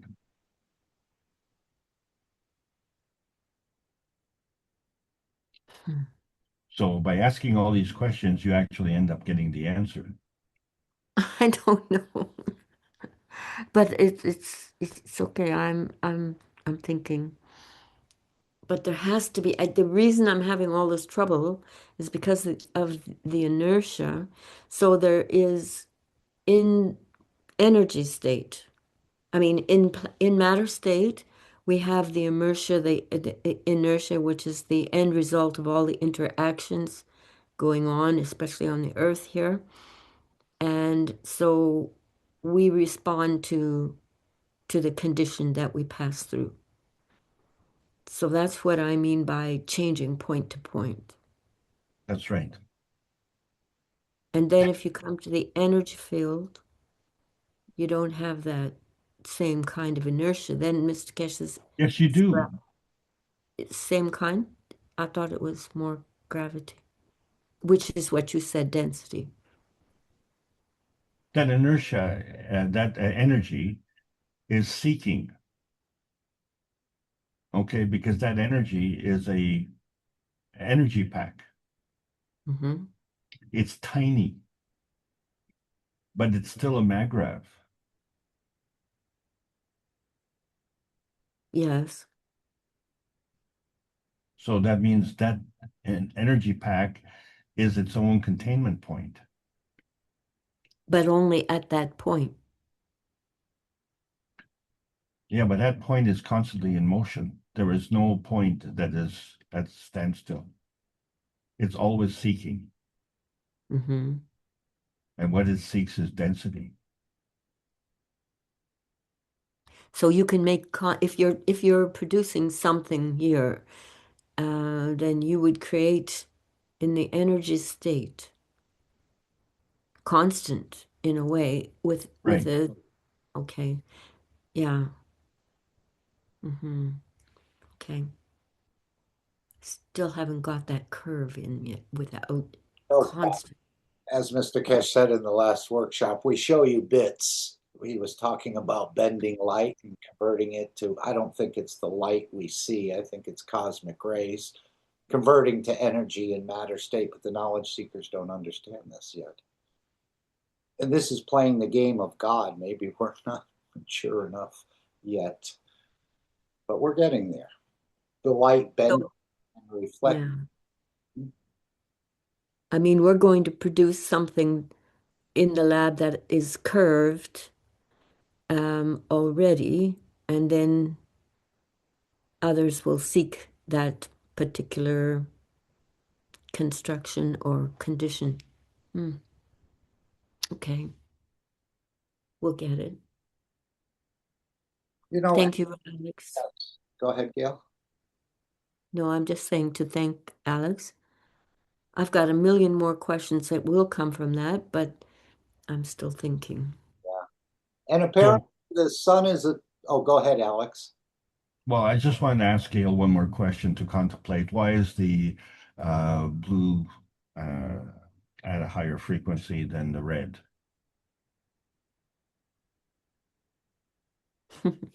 When I think of blue, I think of it as being less dense than red. But the speed, No, uh, more no. dense Okay. because it has a higher frequency because it has a shorter radius. Okay. Yeah. So it's gravitating towards the core. Okay. So remember when we look at the rainbow, the blue is on the inside, the red is on the outside of the curvature, Mm-hmm. and all the other colors are in between at their appropriate frequencies. So So the they, frequency in the interior is faster? right. Well, no, not faster. No. The speed of light is constant within the Coulomb barrier. Okay. Once it gets into outer space, it changes its speed. It has to slow down in the physical state in order for you to see it. And in order for it to manifest in color, it has to slow down. It's when it goes outside of those boundaries that it changes speed. So in the ultraviolet, it gets even faster.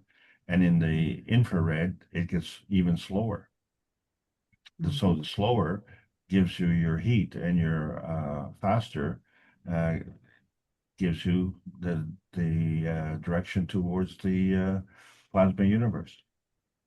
So if you're going from AC to DC in the energy state, I mean in the plasma, That's right. and yeah, energy, whatever, um, you would he said the frequency, I can't remember the actual phrase because I was confused. Your gap is less and less, and your frequency is faster and faster. But how do you get to the straight line of the DC?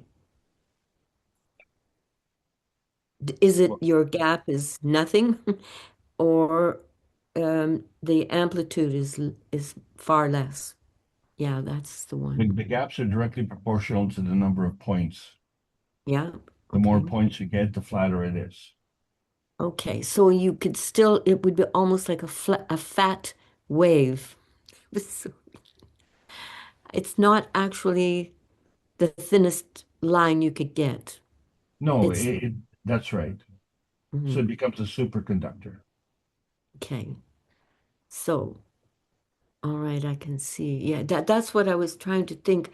Does it actually become less amplitude, like we take the singularity, less amplitude, and then it would flatten out? Or in this case, the gap has become so close, it's a kind of like a solid wide line. Okay, well, the gravitational is higher energy, so it has to be fatter. Okay. Hmm.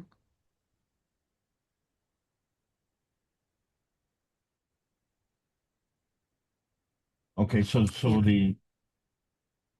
the gravitational has more, so you find that the gravitational is towards the inside, the magnetic goes towards the outside. Hmm. So as you squeeze the frequency together, the surface becomes flatter. Yeah. Okay. And then if you look at the gaps between them, if you could stick something in there that was even tinier, that would make it even flatter still. Hmm. Okay. Let's put it So together many. this way. If you have gravel and you level it and Yeah. then you walk on it barefoot, you will feel, pain on your feet. Hmm. But if you have sand and you level it, it'll be smooth as anything Yes. Yes. because the sand is so much finer than the gravel. So depending on the, surface to volume ratio, you get that texture that happens. So Okay. in this case, we're having a smoother surface by compressing everything. So that's why it involves contraction. So if you have contraction and you have expansion, that's how water waves happen. The water waves.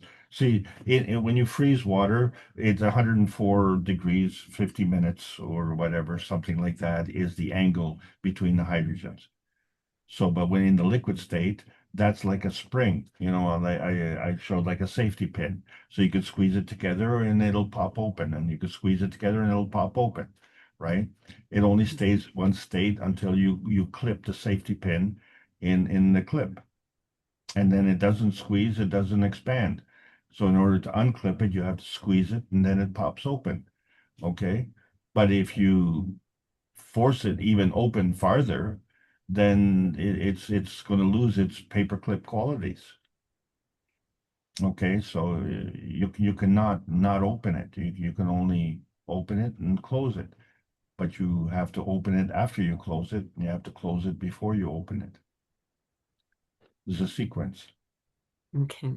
For me, this helps because I was trying to figure out if I had to flatten the whole thing to become DC, or you take what you have and you pinch it together and it goes quite quickly. Same amplitude, but you squeeze it. Right. That's Okay. right. All right. Thank you so much for that. Now I'm not going to think about that one anymore. Thank you. Well, thanks very much, Gail. And I had a question, and I think I'd like to address that before we get into it. You mean on this fluorine? Yes. Yeah. Where Mr. Kesh was labeled a terrorist. Well, that was not the only time he was labeled a terrorist, as we know. He was making some of the largest or the largest diamonds in the world out of fields, as we saw in the opening video of creating the gold. And of course, there's a couple steps to convert it. But when they analyzed the diamonds, they said this has no fingerprint. Where did these diamonds come from? You must be a terrorist or something. But they were made out of fields of the universe and they have no fingerprint, as I understand it. But again, I only understand it. So that wasn't the first time. And of course, the American government defended and told the Belgians to take that out of there, the terrorists, and they changed it to fraud. But as Mr. Kesh said, they have copies of both. So go ahead, Alex, on this fluorine. Is this a gas? Is this a, I don't know much about fluorine, but I've heard of it. Okay, so if I recall the reference there, it was mentioned in the video with respect to what, the concentration of fluorine or the presence of it? Just making it. I think it was in the transcript, the beautiful transcript that's been provided. And we thank those. FLOURIN.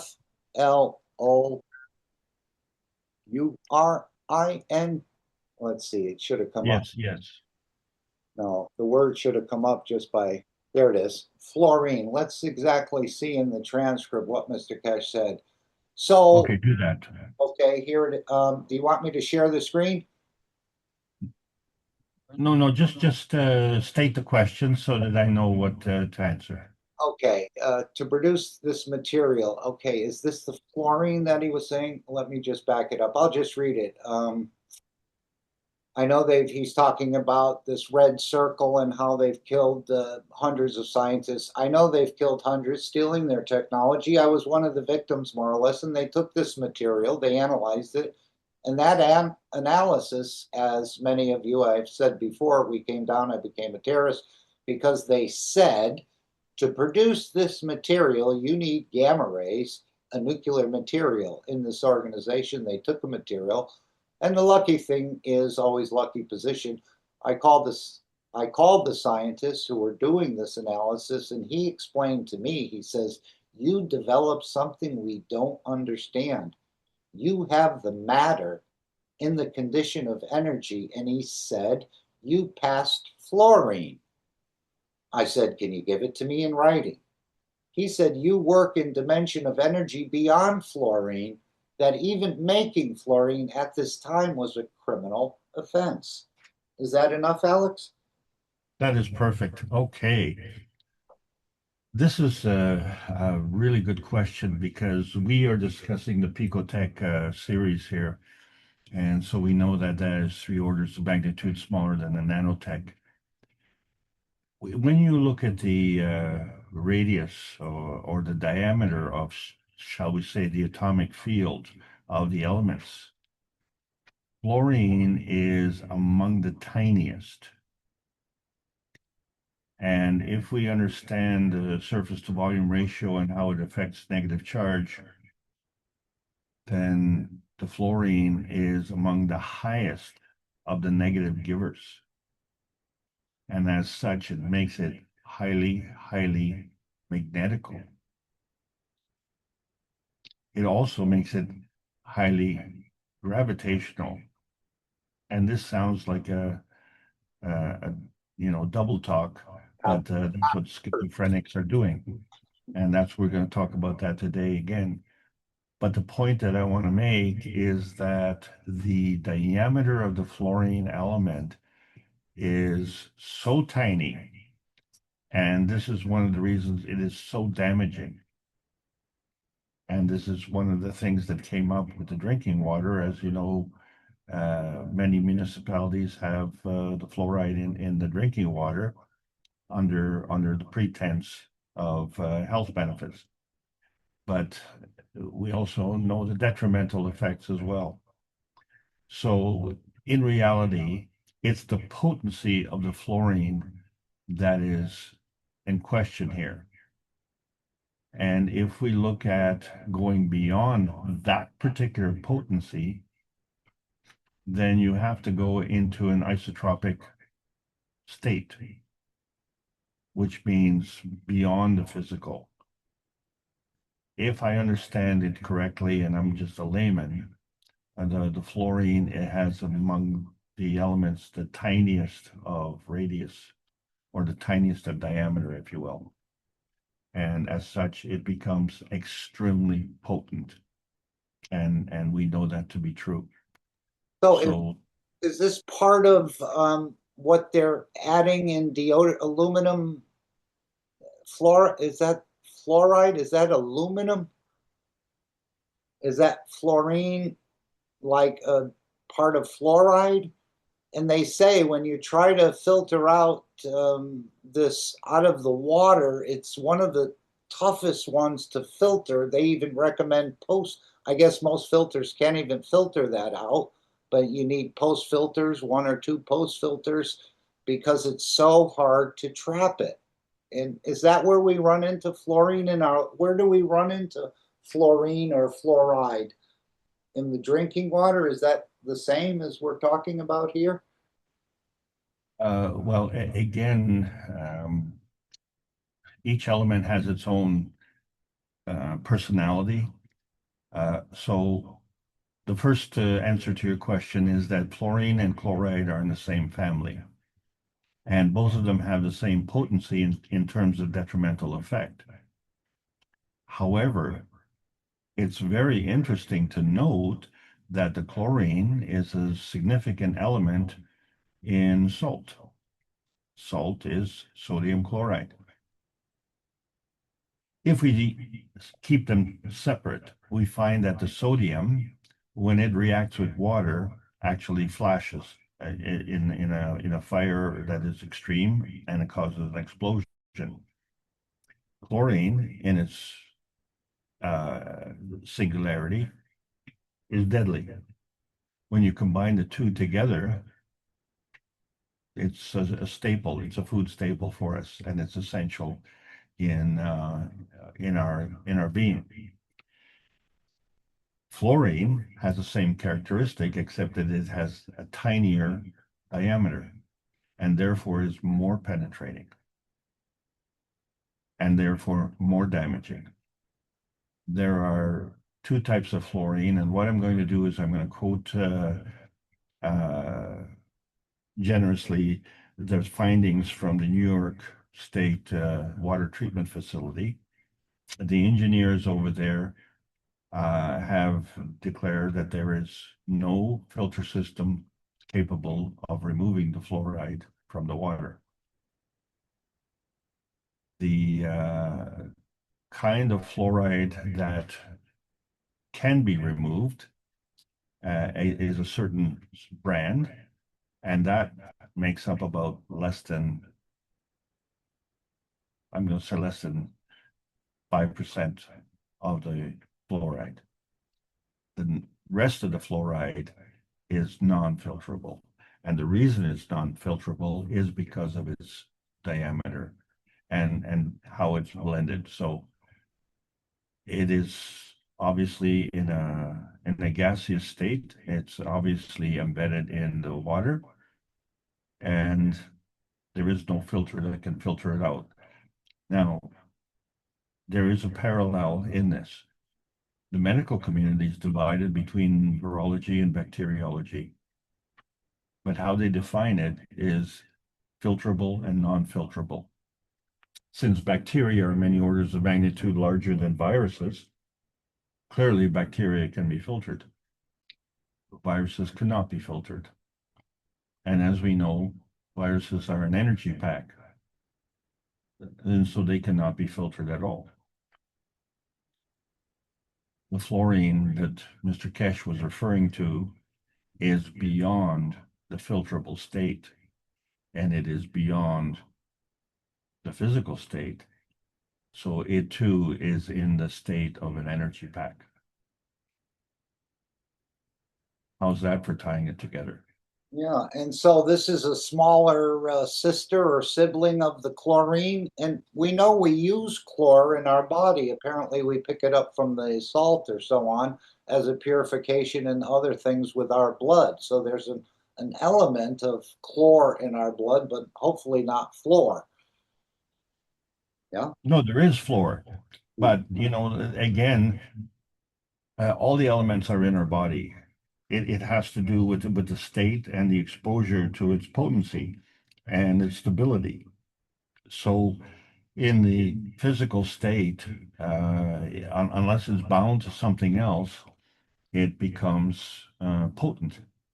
And in the terms of fluorine, because of its high negative charge, it binds to all our cells. And that's why, we can come to the conclusion that we're having serious issues with fluoridated water. And it has been very difficult to convince the scientists that is the case. But those scientists are the ones who are associated in the water technology. And when I talk to a lot of them and a lot of the engineers, they feel that the level of purification of the civilian water systems is spectacular. And of course, all you have to do is turn on the tap and smell the water, and you'll see how spectacular it is. In fact, one of the engineers at one water filter plant was complaining to me because I said I can't drink that water, and he says, "Oh, you're not tough enough." And I said to him, "Since when do I have to be tough to drink water? You know, maybe I have to be tough to play hockey or football, but to drink water, if I'm not tough enough, well, what happens to women and children, and what about pets?" So, but this is the kind of attitude that they have, and this is throughout North America. It is a massive problem. But then again, when we look at what Mr. Kesh was talking about with respect to Italy, it is a massive problem. PTFE is PTFS, I think it is a derivative of Teflon. And so the fluorine is an important component in there. And of course, it cannot be filtered out of the water treatment plants in Italy. So we're looking at 100% contamination. It's a serious problem. So why did Mr. Kesh choose fluorine? Just because it was so small, and this would sort of put a light bulb on that he must have used gamma rays when he said he just used a specific type or a method of the caustic, so he was opening up something to them? That material can be created, or again, I don't know much about fluorine, but it seems you need, according to Can I say something? Of course. Yes, fluorine. What do you think? Because of the catching effect of gamma rays, where it's going to? It's going to neon. Neon is a highly radioactive gas. So neon can turn back to oxygen or carbon-16, or it can go up to what you call natrium, sodium, and then it's a salt. Sodium is a salt that can be used to softly open a physical cell. Magnesium you can use to softly close a physical cell. Potassium you can use to hard open a physical cell. So you can go right into the middle of a physical cell. And then calcium you can use to hard close a physical cell. And that's why the calcium is also used to store the energy of cosmic rays. Now, do you get the next step to it? Oh, that's all the conversion from cosmic rays to physical cells to the bone and to whatever life structure has. So it's C12, C14, C16 or 18. And then when you have the fluorine in it, it catches gamma ray. It catches every element of the fluoride column is a catcher of rays, not just gamma rays, it's also other rays. And that gives the energy to go up, and then like in the reactor, when Mr. Kesh said we made the reactor and the argon transfers the hydrogen back to the center. because it's a noble gas, and noble gases they block normally, but neon is very radioactive. If it's evoked by the gamma rays that are catched by the what you call, I call it fluoride. See the circle that is going on, and that's just in the matter part, not in the in the ray part. That's the problem. You have to translate what the rays are made of in every dimension, and then it comes to the physical matter part, and then you have to translate it further on. So it's all about energy rays or cosmic rays, or how do you call it. It's just what level it is in the spiral of what we see in Mr. Cash. It's just like phosphor and sulfur,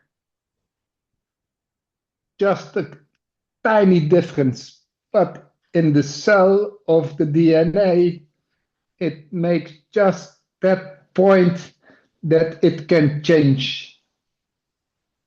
It's all about very minute energies, but still energies that when you talk about energies that you can measure, it's always like in the matter part, not in the soul part or cosmic ray part. I hope I could explain it. That was brilliant. Thank you for sharing, Fo. We appreciate your being here. Okay, thank you. Please continue. Well, Mark, that is an excellent introduction to my presentation today. Shall we get into it? Thank you, Fo, for complimenting without maybe even knowing.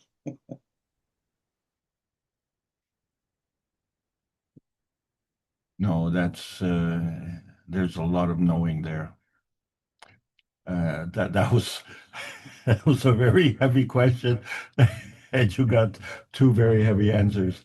So please digest slowly, so you don't get into. Thanks everybody for allowing us to continue with this presentation. As you can see, it's not easy to understand for a lot of us, because in many cases we have to unlearn what we've learned, and then we have to check off all the things that we've learned according to that learning, and then unlearn that as well. But once you understand how the energy moves and understand the relationships, then you just have to have basic rules and basic guideposts. And if you understand that gravity seeks density, and the smaller the particle, the more magnetical it is, then you can build from there. Those are two of the cornerstones that allowed me to navigate through this whole science nightmare, because everybody's got their input, and every time, if you want to keep track, you have to just measure it according to fundamental laws of physics, and understand that the universe has universal laws, and you have to abide by them, and man-made laws don't. So, and this is where the friction comes in. So you have to choose what you want to believe in and work in. And once we become aware that our belief is what determines our experience, then we'll find out the real truth. thanks everybody for allowing me to present. I hope you enjoy this, and we'll try and have another exciting episode for the May 2-4 weekend coming up.